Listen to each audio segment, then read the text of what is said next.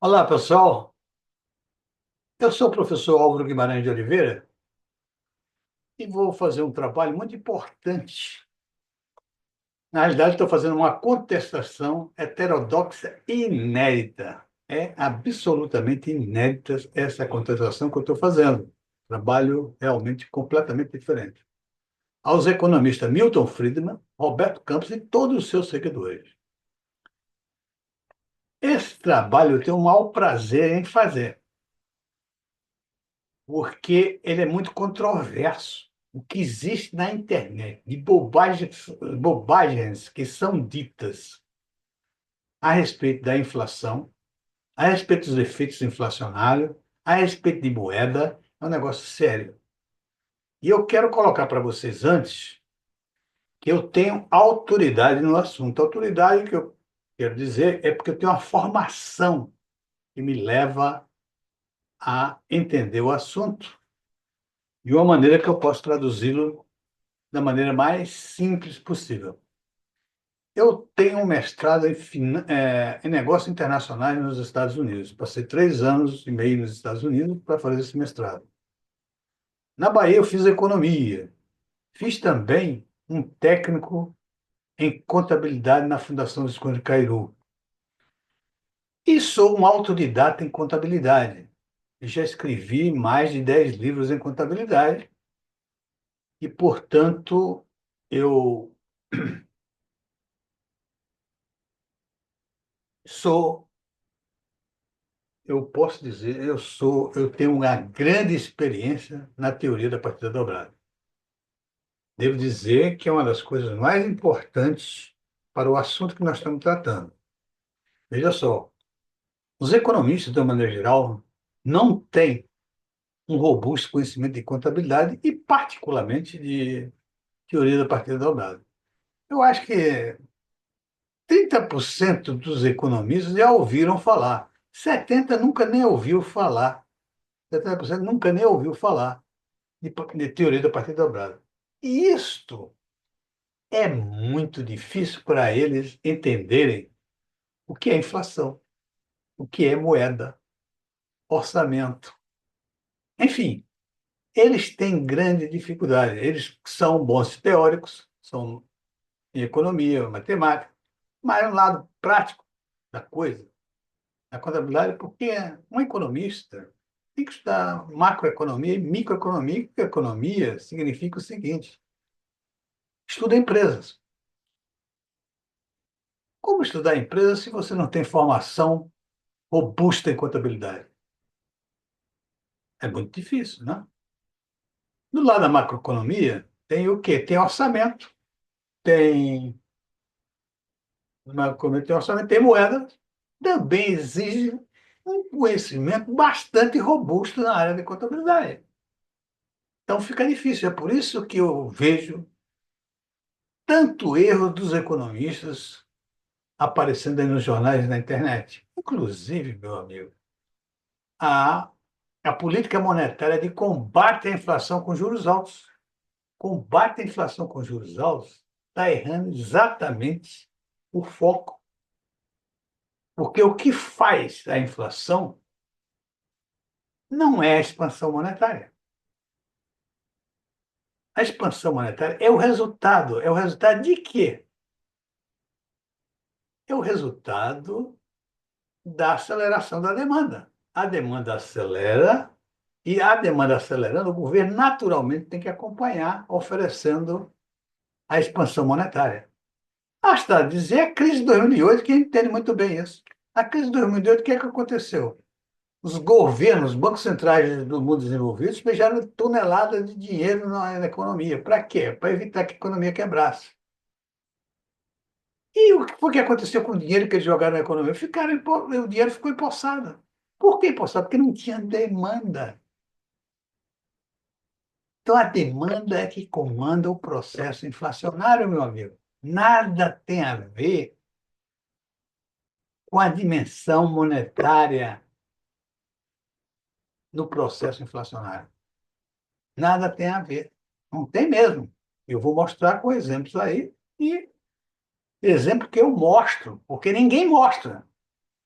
Muitos economistas, a inflação é a perda do poder aquisitivo do dinheiro. Cadê o exemplo? Tem algum exemplo? Não tem, só fala teoricamente. E não é verdade, está completamente errado. Tá certo? Muito bem. Então vamos lá. Eu vou ler isso aqui juntamente com vocês e, evidentemente, eu pararei e direi algumas coisas quando eu achar necessárias. Vamos lá. Como matar a charada da inflação? Só existe uma possibilidade de se entender o enigma da inflação, com certa facilidade.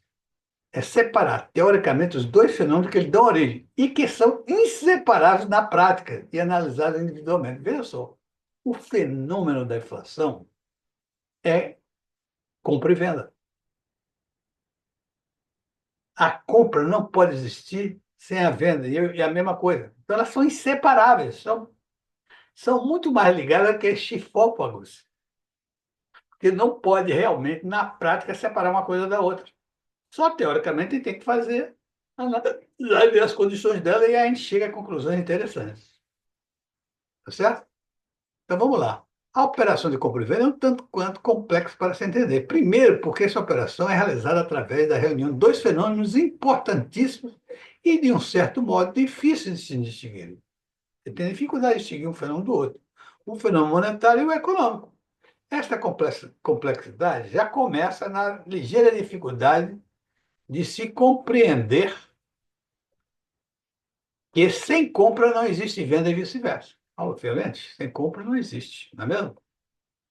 Fenômeno monetário. Esse aqui é importantíssimo a gente entender isso.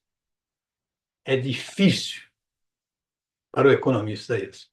No processo de compra e venda, dois agentes econômicos estão envolvidos. O comprador, que são os consumidores, e o vendedor, que são os empresários. Quem é o protagonista do ato de compra e venda? É o comprador ou o vendedor? É o comprador. É ele que tem o dinheiro. Se há dinheiro na praça, certamente aparecerão os vendedores. O contrário não é tão certo assim. Há uma necessidade dos vendedores de conhecer a liquidez da economia antes de colocar as suas mercadorias vendáveis em produção. Não é verdade? É. Muito bem. Aqui tem uma característica fundamental desconhecida da compra. E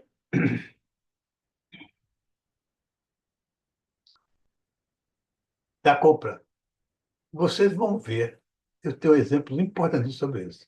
A compra tem uma característica muito importante e fundamental, que é pouco conhecida dos profissionais que labutam com ela, principalmente os economistas. Conforme vimos, o dinheiro é quem compra. E no registro contábil dela, no ato de compra, não existe nenhum efeito monetário, inflacionário, perda ou ganho de poder aquisitivo ou qualquer outro sobre o dinheiro. Isso significa que o dinheiro na compra é isento e imune a qualquer efeito e a qualquer resultado. Eu vou contar um exemplo para o que aconteceu comigo. Há uns 20 anos atrás, a CVM me mandou a documentação e eu li a documentação me pedindo para explicar como eu obtive um ganho de, acho que foi R$ 320 mil numa operação de 7 dias, uma operação de comida. Pô, em 7 dias eu ganhei R$ 320 mil, operação de compra de opções da Petrobras, que não, isso não existe nenhuma possibilidade disso. Aí mandei uma cartinha para a CVM dizendo que eu gostaria sim de responder, mas gostaria de ter os documentos que geraram um demonstrativo do que geraram esses resultados. Aí mandaram as notas de compras que eu fiz, as notas não, sei lá, o documento de compra que eu fiz de opções, apresenta também que eu fiz de compra de opções. E, ué, eu compro, isso aqui é lucro? Aí botei na carta novamente para a CVM, mandei tudo de volta e disse, olha o seguinte, não existe nenhuma possibilidade de se ganhar qualquer coisa comprando. A compra é isenta de resultados. Se eu comprar um carro de 50 mil, eu pago 50 mil pelo carro. O carro, Se me disseram, esse carro vale 70, foi uma boa compra, mas lucro eu fiz? Não, não fiz. Está ali. Se eu vender, que vai, no momento da venda que eu vou obter. Então, é a venda que diz se você teve resultado. Não é a compra. A compra é isenta de qualquer resultado, de qualquer efeito monetário, conforme vamos ver no nosso exemplo. Então, a CVM me tirou da lista. Tinha muita gente na época na lista, porque eles supunham que as pessoas que estavam ganhando esse dinheiro todo tinham tido informações privilegiadas. Eram inside informations. Aí eu mandei para lá, eles me tiraram da lista e nunca me responderam mais. Eu acho que ficaram com vergonha, porque foi um erro brutal dizer que eu ganhei 320 mil ao comprar opções de 320 mil reais. Muito bem. Então, é esse o grande problema. E aqui, eu estou botando esse quadro 2 aqui, um exemplo, dizendo que dinheiro não perde poder aquisitivo. Nem dinheiro nem moeda não perde poder aquisitivo. Tá certo? Eu vou mudar esse quadro aqui no momento, porque eu acho que o outro está mais claro. Aqui está mais claro. Então, se nós olharmos aqui, nós temos é, como é que é? Poder aquisitivo nominal e poder aquisitivo real. Aqui é preço e assim por diante. Eu vou falando aqui, digo, olha, aqui no início, eu tenho para consumidores e empresários. E aqui, no final, nós temos uma consolidação. Vamos ver. Nos consumidores, o poder aquisitivo nominal é 1.000, né? 1.000. E o preço da unidade que está no mercado, qualquer que seja a unidade, é 10 mil. Pode ser preço de açúcar, sei lá, quilo de açúcar, etc. É 10 mil. É 10 reais o preço.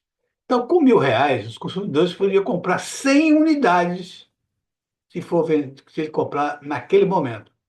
Ele não comprou naquele momento, ele passa para o momento seguinte. Quando ele vai comprar, ele leva 200 reais para comprar e o preço aumentou. A inflação, ou sei lá o que foi que houve um aumento de preço de 25%. Com esse aumento de 25%, veja só, o consumidor, se fosse com preço de 10, ele compraria 20 unidades. Mas agora o preço é 200, é 12,50. Então ele comprou apenas 16, ele já perde 4 aí. Tá certo? Muito bem. Ele perdeu. Vamos olhar todo o processo aqui. Em dinheiro, significa o seguinte: os consumidores pagaram a mais 40, ou seja, fizeram 40 reais, perderam no seu poder aquisitivo. Os consumidores perderam. Perderam 40 reais. Por quê? Porque era 160, se não tivesse mudado ali o preço. Tá certo? Então, 16, quantidade, era 160, tá certo? 160. Então, quando ele bota 200 reais, ele paga 40 a mais. Então, perde poder aquisitivo consumidores 40 reais. Mas o que acontece? Ele transfere para os empresários 200 reais. Ele está pagando 200 reais. Vou lá em cima dos 200 reais. E o, e o, e o, e o empresário pega os 200 reais e bota no bolso. 200 reais. Se ele pega 200 reais, ele podia ter vendido por 160, né? Ele ganhou quanto? 40. Então, o que perdeu o consumidor, ganhou o empresário. Qual é o efeito disso? Zero o efeito disso na moeda. Tá certo? Aqui na quantidade é que existe uma perda de 4. Vamos lá.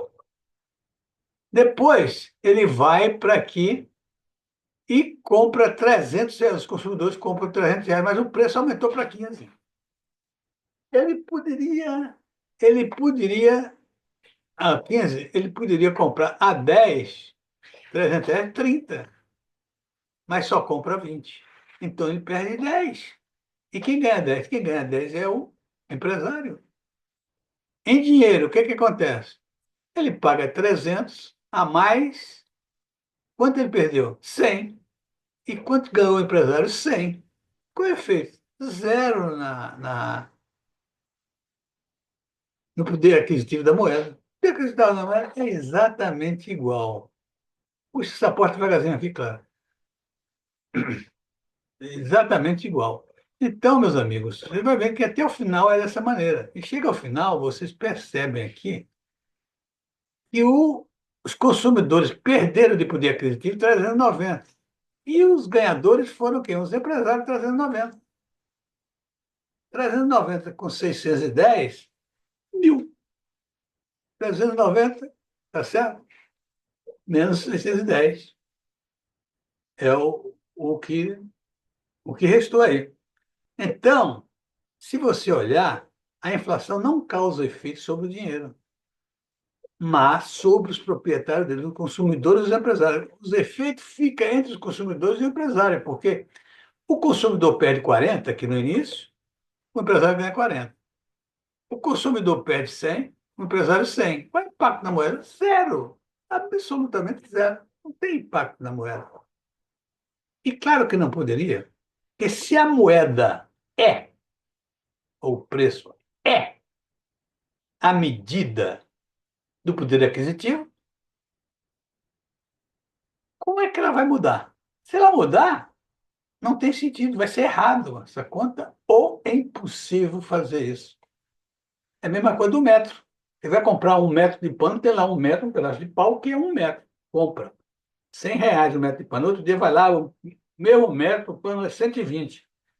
Aconteceu alguma coisa com o metro? Não, o metro não acontece nada. Porque se o metro ficasse aumentando, diminuindo, você não teria noção do que seria o preço. Tá certo? Então é isso aí que acontece. O quadro acima mostra com tanta evidência que a moeda ou dinheiro não perde poder aquisitivo, que praticamente não há mais nada a dizer. Isso só é possível ver com a simplicidade e clareza através da aplicação da teoria dobrada. Quer dizer, só com a aplicação da teoria da partida dobrada é que você é que a pessoa que tem experiência nisso, como eu tenho, e tenho expertise em contabilidade, aí pode ver com uma certa facilidade isso. Agora, para o economista, se não tiver, não vai ter facilidade para ver isso. Vamos voltar para aqui. Nós já falamos sobre esse quadro, né? Agora vamos notar o quadro que foi o que aconteceu, porque ele aqui está até melhor. Está até melhor de a gente ver isso. Aqui, ó, o Brasil significa que é o consolidado, tá? Então, se nós repararmos, primeiro, vamos notar o que houve no quadro 2 assim, ó. Primeiro, a perda do poder aquisitivo dos consumidores, menos PPA 390, é igual ao ganho dos empresários, 390. 390 menos aqui, mais aqui, ó. Tá certo? Aqui. Empresários e consumidores. E aqui o Brasil é o consolidado. Isso significa que não houve nenhum efeito inflacionário no dinheiro. Basta constatar que o PAN 1.000 dos consumidores foi transferido integralmente para o PA dos empresários. Olha o PA dos empresários aqui, 1.000. De onde veio? Veio desse 1.000 aqui, que ele foi transferido. Transferiu 200, transferiu 300, transferiu 500, 1.000. Transferiu todo para o PA, sem nenhum efeito. O efeito do aumento de preço se deu na quantidade vendida. Os consumidores usaram todos os seus PAs, tá certo? Que poderiam ter comprado 100 unidades. Se não houvesse esse aumento, se não houvesse, ele levou apenas 61 unidades, perdendo 39 unidades. Quando ele perde 39 unidades, e tinha 100, ele ficou com 61, tá certo? Ele comprou 61. O nosso amigo aqui, ele ganha 39. Ele 39, ele permanece no estoque. Ele vende 61 para o consumidor, 61, e ele fica com 39, porque ele tinha 100, vendeu 61, está com 39. Tá certo? Então vamos ver o que acontece. Quem ganhou essas unidades foram os empresários. Ao final, os consumidores têm 61 unidades que custaram todo o seu PA, porque eles transferiram totalmente o PA. Estão zero, aqui, ó, 0.000. E os empresários têm a seguinte posição: olha os empresários. Venderam 61 em uma unidade a 20, 1.220. No estoque ele tem quanto? 39. Se ele botar 20, que é o preço, aqui o preço, 20, ele tem quanto? 780. 1.220 com 780, 2.000. O que é 2.000? É o valor corrigido que ele recebeu. O empresário recebeu 2.000 corrigido. Ele recebeu o 1.000 de lá, recebeu o efeito inflacionário e ele está atualizado com 2.000. Ou seja, ele com esses 2.000, ele pode comprar ao preço de 20 hoje exatamente as 100 unidades. Portanto, não aconteceu nada com o empresário. Não aconteceu nada com o empresário. Né? Em dinheiro não aconteceu absolutamente nada. Ele está completamente atualizado. Quem perdeu foram os consumidores que perderam 39. Tá certo? Perderam 39. Aliás, desculpa. Os consumidores perderam 390 e perderam também 39. Perderam 390 em dinheiro e passaram para quem? Para o consumidor. Então, o efeito é zero. Na quantidade também é a mesma coisa, o efeito é zero, 1.100. Então, não há o que há aí, o efeito inflacionário, ele, ele afeta os consumidores e os empresários só, tá? Então, ele faz a brutal transferência de renda. Sempre os empresários ganham e sempre os compradores perdem. É uma brutal concentração de renda. Um mais aqui. Conclusão. Nesse nosso exemplo, não existiu nenhum efeito sobre o poder de compra da moeda. O efeito que existiu foi provocado exclusivamente pelo aumento de preço. Portanto, um efeito econômico. Finalmente, podemos contestar, com base em exemplo claro, objetivo e prático, afirmando que o fenômeno monetário não tem nada a ver com a inflação. Não teve. Inclusive, os empresários receberam o valor atualizado. Tá certo? O efeito é provocado tão somente pelo fenômeno econômico, isto é, o aumento de preço. Lógico, é o aumento de preço. Se as coisas não tivessem acontecido, os consumidores tinham comprado 100 unidades. Gastava todo o seu poder aquisitivo. Mas quando o preço aumenta, quem está provocando isso? São os senhores empresários que estão provocando. Esta afirmação, aqui, é, ok, finalmente, não adianta tentar esconder o sol com a peneira. Os responsáveis pela inflação são os empresários, através do aumento de preço.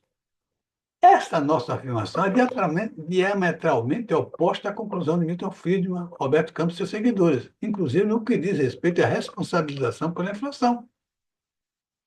Eles sempre insistiram e insistem em que a origem da inflação é a expansão monetária, promovida pelo governo. Vejo a seguir que Milton Friedman disse e conquistou parte da sua mortalidade. A inflação é sempre, em toda parte, um fenômeno monetário. Nós vimos que não é econômico, que surge de uma expansão mais rápida da quantidade de dinheiro do que da produção total. Então, eu vou mostrar que isso não é verdade. Infelizmente, conforme vimos acima, o fenômeno monetário não tem efeito sobre a moeda e, portanto, ele não tem nada a ver com a inflação. O efeito monetário não tem nada a ver com a inflação. Isso é uma afirmação inédita. A inflação tem a sua origem no aumento de preço dos produtos, bens e serviços, e assim sendo, é ao contrário do que afirma Friedman, absolutamente um fenômeno econômico. Ainda contestando Milton Friedman, a expansão monetária é praticamente uma resposta endógena da economia à aceleração da demanda agregada. Portanto, é a aceleração da demanda a origem da inflação e não a expansão monetária. Olha só, isso é tão óbvio, não é? Se a economia está andando, daqui a pouco acelera a demanda. Quando acelera a demanda, o que é que acontece? A obrigação do governo é expandir, é fazer a expansão monetária. Por quê? Porque se não fizer, vai quebrar a economia, vai parar a economia, porque a demanda quer e não tem dinheiro, não vai fazer nada. Então é obrigado o governo a acompanhar a demanda. Tá certo? É isso que acontece, é a aceleração da demanda. E outra coisa, você pode notar que toda e qualquer tática, estratégia para combater a inflação, o que é que eles fazem? Eles tentam derrubar o crescimento econômico, como está acontecendo agora no Brasil. Em todo lugar é a mesma coisa. Eles querem derrubar o crescimento econômico. Através de quê? Da taxa de juros altos. Porque supostamente a taxa de juros altos diminuiria a demanda, né? A expansão monetária. Então, aquilo ali seria uma aumentando os juros, diminui as condições de empresas, consumidores, etc. Portanto, a economia entra em crescimento pequeno e vai talvez até recessão. É isso que eles pretendem, mas isso está errado. Porque o que faz a inflação? A inflação é o resultado, conforme o Roberto Campos disse. De quê? Da expansão monetária. Concordo, mas a expansão monetária também é um resultado de quê? Da aceleração da demanda. Então, meu amigo, a origem da inflação está na aceleração da demanda. E é evidente, porque a aceleração da demanda significa crescimento rápido. Crescimento rápido gera, de qualquer jeito, inflação. Então, tem que se, as estratégias têm que mudar de juros altos e de expansão monetária para o quê? Para a aceleração da demanda. Fazer com que a demanda não acelere muito rapidamente. Aí está o eixo da questão. Não ficar aumentando a taxa de juros, que só faz aumentar a inflação, aumentar a dívida pública que nós vemos aí. É um escândalo mundial o tamanho das dívidas públicas em todos os países do mundo. Por quê? Porque aplicam a taxa de juros altos. De juros altos. Nenhum aumento de preço, presta atenção, seja inflacionário ou não, pode alterar o poder de compra da moeda, sobretudo as fiduciárias. Nós vimos que o aumento de preço, o que, que ele faz? O aumento de preço, quem perde é o consumidor, mas quem ganha é o vendedor. Então, a moeda fica exatamente imune, imune, sem nenhum efeito a perturbá-la. Aqui não é um aumento de preço, você não pode alterar o poder de compra das moedas, sobretudo as fiduciárias. Primeiro, porque ela não tem valor intrínseco e nem reserva de valor. Ela só tem duas funções hoje em dia: unidade de conta e poder de troca. E aqui eu vou fazer mais uma intervençãozinha. Os economistas, de uma maneira geral, ficam falando que o dólar é uma reserva de valor. Não é reserva de valor, é uma reserva. É uma reserva de moeda. Como toda moeda é uma reserva. O real é uma reserva. Eu posso pegar moeda e botar em poupança, é uma reserva minha. Mas reserva de valor, não. Reserva de valor tem outro sentido. Reserva de valor só quando a moeda ela é mercadoria. Por exemplo, a moeda, vou dar só um exemplo, a moeda ouro. A moeda ouro, quando era moeda ouro, né? O que que acontecia? Você podia pegar suas moedas ouro e botar num cofre e esquecer lá. Por quê? Porque ela variava como moeda e isso confundiu muito o conceito de moeda. Que o pessoal ficava misturando o conceito da moeda em si com a, o valor intrínseco dela. E o valor intrínseco dela era o ouro. E o ouro variava em outra condição, em outra dimensão do que a própria moeda. Então havia essa confusão. Mas se você comprasse, tivesse um bocado de moeda, você poderia deixar esquecer. Por quê?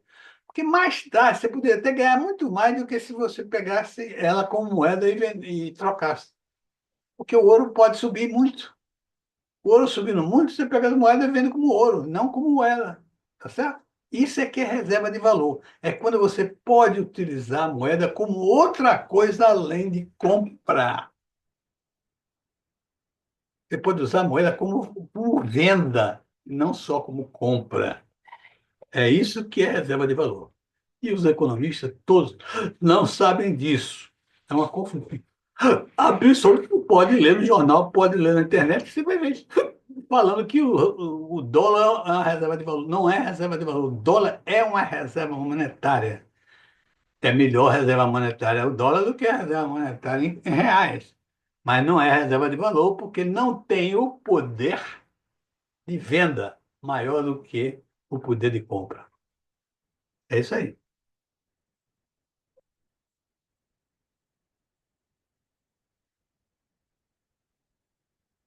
A inflação não causa efeito monetário sobre o dinheiro, mas sobre os proprietários, tá certo? Os consumidores sempre pedem, os empresários sempre ganham. Perceba, porém, que os consumidores podem ser empresários e vice-versa.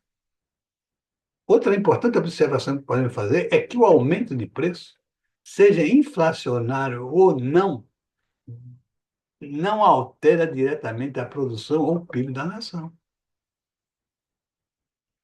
Com o aumento de preço ou inflação, perde o consumidor e ganha o empresário. Quem altera o PIB da nação é a produção de mercadorias, bens e serviços. Tá? Então, veja no quadro acima que na coluna referente ao Brasil consolidado, não há alteração do poder aquisitivo total ou da quantidade total. Não há. Que é lógico. Isso é aumento de preço. Aumento de preço não vai influenciar o PIB.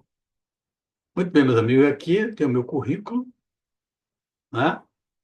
Vocês podem observar. E tem aqui dois livros, dois últimos livros que eu escrevi. Este livro aqui, Master em Account 5G, Uma Mudança de Paradigma, é um livro, esse livro é histórico. Nele aparece pela primeira vez na história da contabilidade o erro original da contabilidade que tem mais de 500 anos, identificado pelo professor Alves de Guimarães de Oliveira, que sou eu, assim como a sua correção, feita pelo próprio professor. Então, meus amigos, é um livro de uma importância muito grande e ele está disponível para vocês na Amazon.com como um e-book ou como um Kindle Book.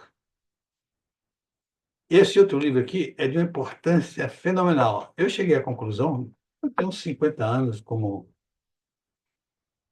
de experiência como professor profissional, já fui diretor financeiro, vocês estão vendo meu currículo, já fui diretor financeiro, já fui controller, já fui gerente de orçamento, já fui gerente de caixa, tudo isso. Já trabalhei como cash management analyst nos Estados Unidos, na área FOL, etc.